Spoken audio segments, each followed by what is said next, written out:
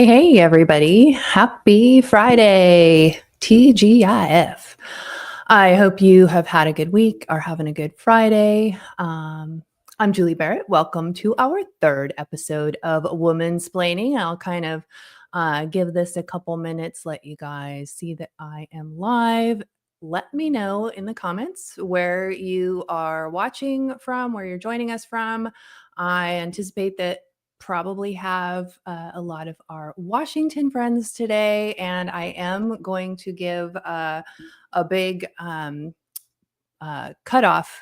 Today is cutoff for Washington State Legislature, so I will be giving you guys kind of a very high level of some of the most, what I feel are the most important bills that you need to know about that have survived cutoff and will be going on to the second half of this. Well, they need to be voted out of their chamber of origin before they would move on. But I think that there's a good chance of some of the bills that I'm going to talk about today. I anticipate that they will all be passing. Hello, Mary. Good to see you this afternoon. I hope you're having a great Friday. So I'm doing this today on Fridays. Normally we're doing these on Thursdays at 2 p.m. But I had a pro-life gala that my husband and I attended yesterday. So wasn't able to get on yesterday afternoon. So I thought I'd push it out to Friday. Curious what you guys think. If you prefer to have this on Fridays, or if you like the Thursday live stream better. I think I could probably do either or, but I have to do it at 12 p.m. Pacific, 3 p.m. Eastern if it's going to be on Fridays, because we have our Friday ritual of ditching out of work early and going. We have a local brewery here that has huge outside seating, and so we like to go hang out there for a bit on Friday late afternoons. So okay, let's get right into it. Before we get started, I want to tell you we have a sponsor for this week's episode of Womansplaining Live. We are sponsored this week by a company that truly aligns with our values, Brightside Mortgage, and my go-to expert for our friends in Washington State, Stefan Reinen. Brightside Mortgage isn't just another big box lender. They're a small service-driven boutique mortgage company right in Washington State, and they're all about putting you first. Unlike big banks, Brightside believes in under-promising and over-delivering, because that's just how business should be done. Whether you are buying your first home, refinancing, or looking for expert advice in this crazy market, Stefan and the Brightside Mortgage team will go the extra mile to make sure you have the best possible outcome. If you're looking for a mortgage broker who shares your conservative values and truly cares about their clients, Stefan is the guy you want in your corner. So if you're in Washington State and you are sticking around and you need a mortgage, or you know someone who might need a mortgage, or you just want to fill up your Rolodex of conservative businesses that you may need to call in the future, be sure to grab that QR code, scan that QR code. They'll take you right to Stefan's page, and you can contact him. Make sure that you let him know that Julie and Conservative Ladies of America sent you. Great guy. And I know in Washington State, it can be difficult to find like-minded businesses and individuals to do business with. So we definitely recommend connecting with Stefan at Brightside. All right, let's get right into this stuff. So we're going to start with the Bindergate stuff that is going on, or went on yesterday. So on Wednesday night, AG Pam Bondi went on the Jesse Waters show on Fox News, and she said that she had the Epstein files on her desk. I'm going to play you just a short clip from that interview. Week that you have the Epstein files on your desk is, when can we see them, and what's taking so long to release them? I do. Jesse, there are well over, this will make you sick, 200 victims. 200.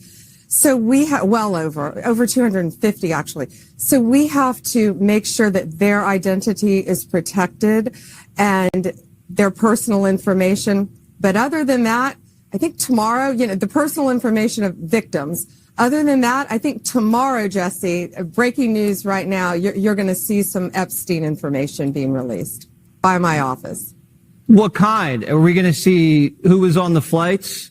Are we going to see any evidence from what he recorded? Because he had all of his homes wired with recording devices. Yeah, what you're going to see, hopefully tomorrow, is a lot of flight logs, a lot of names, a lot of information, but it's pretty sick. So that's what she said on Wednesday night on the Jesse Waters show on Fox, and she I don't know if it was in that clip, but in that interview, she said the files were on her desk, and in that clip there, it sounds like she knows what's in them, she has them, she just needs to redact some sensitive information in order to be able to share the files. And so I think everybody expected that yesterday we would all see these Epstein files. But what we got was something very different. We got conservative influencers from X holding up binders with big grins at the White House. You've got DC Drano, Liz Wheeler, Libs of TikTok, Scott Pressler there, Chernovich. I think that's Chad Prather. I see Jack Posobiec there in the background walking up. Everybody's got a new MAGA hat in their hand.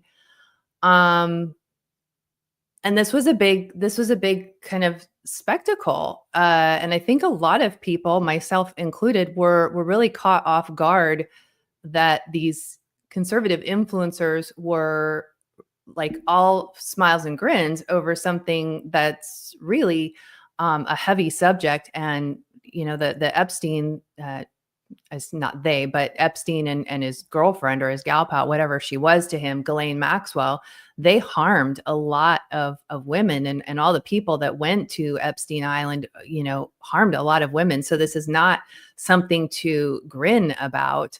And then a few hours later, we learn that there's nothing actually in the binders. So I really thought this was in very poor taste. I don't know who was behind it at the White House, but now these influencers are saying, well, we didn't know what was in the binders until after we did. It was the media that took these pictures of us, and we couldn't help it until after the fact. But that doesn't add up, because all of these influencers were posting these pictures themselves on social media about how they had the files. And then later comes out that there's really nothing new in the files. Everything that is in the files is heavily redacted. It's flight logs that we already knew about. And then today, was it today or maybe last night, Pam Bondi was speaking about, or there was a letter actually that she had sent to, why do my kids always call when I'm live? She had sent a letter to Kash Patel at the FBI saying, that they needed to get these records. They were being held up by the Southern District in New York, and they needed to get these. So they were on her desk on Wednesday, and then yesterday, they weren't, and they didn't actually have the files. And there was some deadline for this morning at 8 a.m. Eastern time. It's now after 3 o'clock here on the East Coast. And I don't know about you, but I have not seen the Epstein files that they were supposed to release today by 8 a.m. So to me, this is all just like hoodwinked and bamboozled. I feel like the American people got played. I feel like this was a huge social media stunt. It reminds me of things that we saw out of the Biden administration, and all of these conservative influencers were calling it out when when it was happening at the Biden administration, when they were in the White House. But somehow it's okay as long as it's our side doing it. I just don't like that, and I think this was really in poor taste. I do like the idea of transparency to the American people. I like the idea of independent journalists. having access to these same types of information that the mainstream media has access to. I wouldn't consider all of these conservative influencers from X and other social media platforms to be independent journalists. I think it's really important for people to remember, or maybe you don't even know, but these people are paid influencers. They are paid by a lot of these political action committees and different organizations that want them to put out a certain brand of messaging. And one of the things that you'll see when you open your eyes to it is that they're all parroting the same talking points. And I don't think that's authentic. I think that's deceptive and manipulative. And so I think it's important for us as free thinking people to keep that in mind when we're viewing content and taking in information and news, to really vet our sources and not necessarily take everything at face value that's said to us, and really do our due diligence to seek out sources of truth. So that's kind of my feeling on what happened yesterday. Thomas Massey tweeted out earlier today, this morning, the fact that the Epstein files haven't yet been released demonstrates that the president doesn't yet have operational control of the DOJ and FBI. It could take a while to establish, or as with his first term, it might never be established. And I think we need to remember that the corruption in government and in these three-letter agencies is so deep. And Amy in the comments says, same corrupt government, different president. And that's exactly right. Just because we have a new president doesn't mean that all of this corruption is suddenly poof gone and Trump is going to fix everything. All of the same cast of characters are there for the most part. And this corruption runs very deep, and it's not just corruption on a single side. This is corruption at all sides and all levels of government. And it doesn't have it's not like Democrats are the only people that are corrupt. It's on both sides. And so it's really important for us to keep that in mind. And I know we all have great hope that the Trump administration will be able to bring some of these things to light that have been hidden from the American people intentionally, and this great corruption. But I think we need to measure our our expectations a little bit, because this is going to be a difficult thing for them to overcome, just as it was in the first administration. So I'm curious what you all think of the whole Bindergate thing, and are we going to see the Epstein files at all? Quite frankly, I'm not very optimistic. So let's move on to legislation. So it is the last day of the month. It's February 28th. It is here in Florida. It is the deadline for bills to be filed to be considered for the 2025 session. To date, there are about 1,700 bills that have been filed for our 2025 session, which starts on March 4th and runs through, I want to say, like May 8th-ish. But it's early May. So it's like a 60-day session. So that's kind of nice, because in contrast for me, when I'm working with Washington legislation, those guys are filing bills well into the session. And at the beginning of the session, the first few weeks, you'll have like almost 100 bills a day being filed on collectively in the legislature, in the House and the Senate. So it's a lot to keep track of. We have a great team, and we all kind of play whack-a-mole trying to keep track of all of that. Looking forward to getting my feet wet here in Florida, going to Tallahassee to hopefully testify on some bills and meet with some of our legislators and see how I can help hold the line and build the red state firewall here in Florida. We do have a couple of good bills that I wanted to just briefly share with you. One of them is similar to a bill that Representative Thomas Massey filed in Congress. It was either today or it was this week.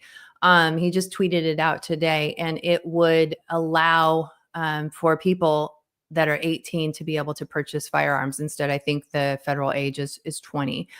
So it's if they can be called up to service to serve their country in the armed forces, they should be able to purchase a firearm. And we have a bill here in Florida that would do the same thing, roll the age back to 18. I think it's currently 21. So I think that's a good bill. The Second Amendment is a constitutional right. And if you're a legal adult, you should be able to purchase a firearm. Especially if you can be drafted to war, you should be able to purchase a firearm. So that is a cool bill that we have here. We also have a new immigration bill that was filed yesterday by Senator Ingoglia, and it would really strengthen the immigration policies here in the state of Florida. So I'm looking forward to some good policy and helping to make Florida even more red and more constitutional to protect American citizens. All right, let's move on to Washington. I don't have as good of news for you guys in Washington. It has been a brutal session so far. I would say maybe this is my fourth year, 22, 23, 24. Yeah, this is my fourth session being engaged with Washington stuff. I only testified once this session. I wasn't going to testify at all, but I would say this session is maybe the worst I've seen yet, because the Democrats really are emboldened, and you have Governor Bob Ferguson at the helm, who is far worse than Inslee and has some big goals with policies that he wants to see. And when I say big goals, I don't mean good big goals, dangerous, bad goals for the people of Washington state. And, they did picked up either one or two, maybe three. They picked up a few seats in the legislature in this last election. So they are feeling emboldened. They defeated three of the four did they defeat? Maybe they defeated all of the initiatives that were on the ballot. But so they're feeling really good about that. And so they are going guns a-blazing as per usual, but maybe with a little extra. So let's just run down. I made a list of kind of some of the ones that I know you guys are really concerned about and I think are pretty bad. So yesterday, House Bill 1163, this is the permit to purchase a firearm bill, requires you to get a permit. It requires live fire training. So there would be a cost incurred with that, plus the time. I don't know what kind of, they'll probably have certain specifications for who can do the training and what has to be included in the training. And so there could be a backlog to get into the training. So there would be a wait time, extra cost on that. You don't put a permit on a constitutional right. So this did pass out of the Appropriations Committee yesterday, and I anticipate that this will pass out of the House and go over to the Senate. They'll probably wait until the last minute to put this up to the floor for a vote, because it's one of those things that there's a lot of debate on. And so they probably will wait as long as they can. They like to do these big gun bills in the dark of the night. So I do anticipate, though, that they will pass that. This is not the first year that they've tried for this. So they've been working on this for a bit now. There are two gun bills that are currently in the Rules Committee, which means they can be pulled to the floor for a vote at any time. That's 1132, which is your quota on firearms and ammo, and 1152, which is the secure storage requirements for in your vehicle and in your home, which would add a substantial cost and in some cases unrealistic expectations and laws for how you would have to store your firearm. Senate Bill 5098 is firearms in sensitive places. That did pass out of the Senate Transportation Committee yesterday. They did add so in its first committee, which was the Senate Law and Justice Committee, they added an amendment to that to exempt CPL holders. And then yesterday they added another exemption for like antique firearms that are used in museums. So that's not really applicable to the everyday firearm owner, but I guess it's moving in the right directions. Okay, Senate Bill 5434. I think this one is really bad. This is the bill that was supposed to reform the governor's emergency powers, and it was a bipartisan bill. It was actually prime sponsored by, I believe it was Senator Keith Wagner. Now, in committee, they just gutted this thing, and they actually turned around and gave more power in an emergency to the governor. So they took what is existing and gave him more power through this bill. So Senate Bill 5434 is a bad bill. It's in the Rules Committee. It could be pulled to the floor for a vote at any time. Senate Bill 5123 is about gender inclusive schools. It adds more protected classes to the students that would be protected in Washington K-12 schools. So it separates out gender identity and gender expression and sexual identity and sexual maybe sexual expression, but each of those is now its own. So there's like 4 different classes just in the gender and sexuality thing. And then it added also homelessness and immigration status. So there are a number of bills that give preferential treatment and special benefits to immigrants in Washington state at the taxpayer's expense. There's a big education funding bill. It's Senate Bill 5192. They call this MSOC, which stands for Material Supplies and Operating Costs. This bill passed out of committee with bipartisan support yesterday. I think there were only 3 Republicans that they voted without recommendation, which is not as strong as a do not pass recommendation. It's kind of, in my opinion, it's kind of like they don't want to vote no, but they also don't want to vote yes. So that's the option there. So I anticipate Senate Bill 5192, huge funding bill for education, is going to easily get passed out of the Senate because it will be passed with the support of Democrats and Republicans. And here's something I want you guys to pay attention to. You'll hear the Republicans in the House and in the Senate talking about how OSPI should not have any more funding. And they'll, show clips of Senator Jamie Peterson and how, kids shouldn't have parents involved, and, they're gutting the parental rights initiative out of K-12. They're repealing that.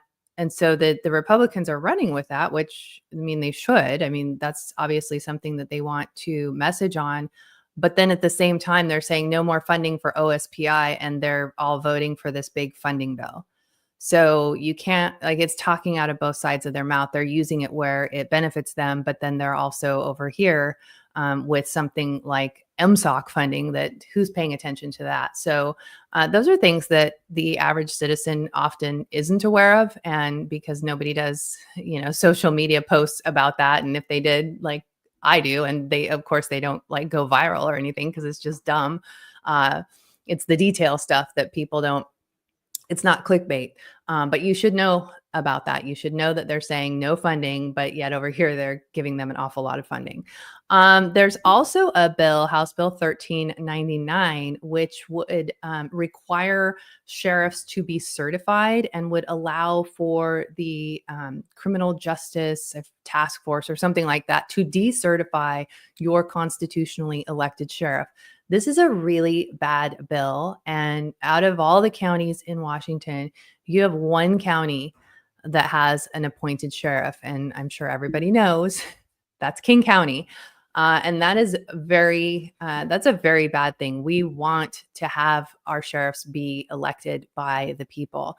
So Washington's been kind of trying to move to, I think they would love to have all of the sheriffs in the state be appointed, which can you imagine? And so this bill is kind of starting to walk in that direction. It would really allow the state to have control over your elected sheriff. So this is a bad bill, House Bill 1399, and that is that passed out of committee. So that's in the Rules Committee as well, which means it can be pulled to the floor for a vote. So a lot of, and that's like, I didn't even scratch the surface there, you guys. There's a lot of bad bills. There are two bills. I did a video on this the other day about a bill, and it really makes me angry because in the description it says protecting children online. And so you would just assume that it's probably not a bad bill. It's a terrible bill. And protecting children online would actually, the state law would require children to be notified if their parent was tracking them. And I believe they would have the ability to disable that tracking. So if you have apps and parental controls on your child's devices, which when we had kids in the house, they all had it, on their phones, on their, whatever devices they all had parental controls. There were websites that they couldn't go to. If it was their phones, we wanted to know, where they were, what their screen time was, what apps they were using, how often, and then you can see, oh, my kid's on Instagram at 2 a.m. And then you can deal with it. Well, they don't want parents to be able to deal with that. And who's your kid going to be online with at, in the middle of the night when they're supposed to be sleeping? So terrible, terrible bill. There's a Senate bill. I want to say it's House Bill 1834 and Senate Bill 5708. And both of those have executive session today. One or both of those is going to make it out of committee, and then it will go to the Rules Committee. And then they will all be eligible to be pulled to the floor for a vote at any time. So next week, what's going to happen is there's going to be a lot of floor activity. So every day is going to be, I think, bell to bell, they're going to be voting on bills because they need to, perhaps we've got all of our Leslie and Joy and Mary are all in the chat. They're all on our leadership team. If anyone can let me know what the date of that is it March 8th? I want to say, but I think that's next weekend. I think it's like next Friday or Saturday that they have to be voted out of their chamber of origin. And then they cross over to the other chamber. And if they don't, if they're not voted out of their chamber of origin, they are considered dead. But what I do want to remind people of in Washington is there are no rules for the Democrats. They're in charge, so they can do whatever they want to do with these bills. So if it may appear dead, but I wouldn't take a victory lap on that by any means until well, it's a biennium. So all of these bills that don't get passed this session get to come back automatically in 2026, plus whatever bills they file next session as well. So that's kind of what's up in Washington. I wish I had better news, but I will, by the time I do next week's live stream, we'll have a bunch of these bills will have passed. So it'll be a big update next week as well. So if you guys have any questions about any of these bills, I'm looking in the chat. I don't see any questions on any of these bills or any questions for me, but if I'll kind of chat here for a couple more minutes. And if you guys have any questions you want me to answer, I'd be happy to do that before I sign off for the day and head to the brewery for a happy hour with my husband. What date? The date for when they have to be voted out of chamber. Thank you, Leslie's gonna look on that, and then we can tell you. I'm trying to think if there is kind of, I kind of don't want to speak too soon on this, but there is a bad bill that we've been fighting all session. I testified on it in January. Joy testified on it this week. It's an attendance bill, Senate Bill 5007. That is, the prime sponsor is Republican John Braun.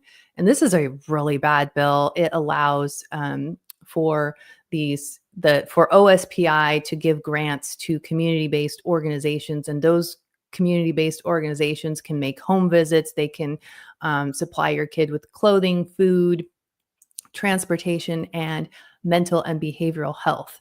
And it has the total price tag on this bill on the fiscal note is $71 million over the next 5 years. Again, we're not giving money to OSPI, but here's $71 million.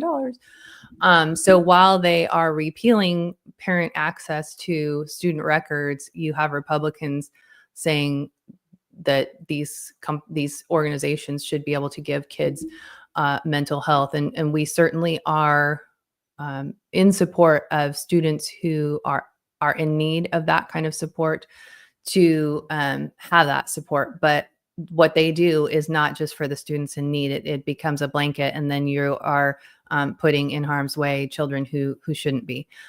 So if anyone here is from Utah, I'm reading Leslie's comment.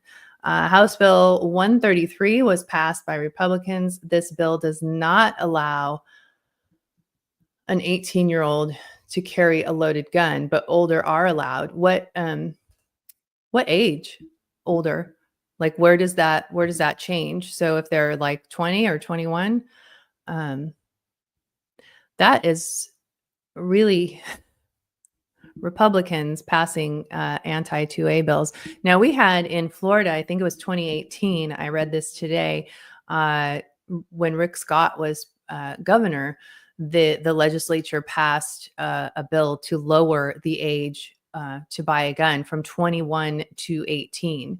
And so what they're doing, I mentioned earlier in the live stream, what they're doing now is they want to bring it back down to age 18. But that's a case where you had Republicans that did that. So it's always unfortunate to see Republicans passing anti-2A legislation, and then hopefully we'll be able to get that fixed here in Florida. I don't see a comment from Leslie on what the age is, but if you are in Utah, you can Google House Bill 133 if you want more details on that, or you can email Leslie, which is leslie@conservativeladiesofwa.com, and she'd be happy to answer any of those questions. Leslie is our state director for Utah and the Eastern region of Washington State. All righty, you guys, I think that'll do it for the day. I hope that you enjoyed the live video, or if you're watching on replay, thanks for watching.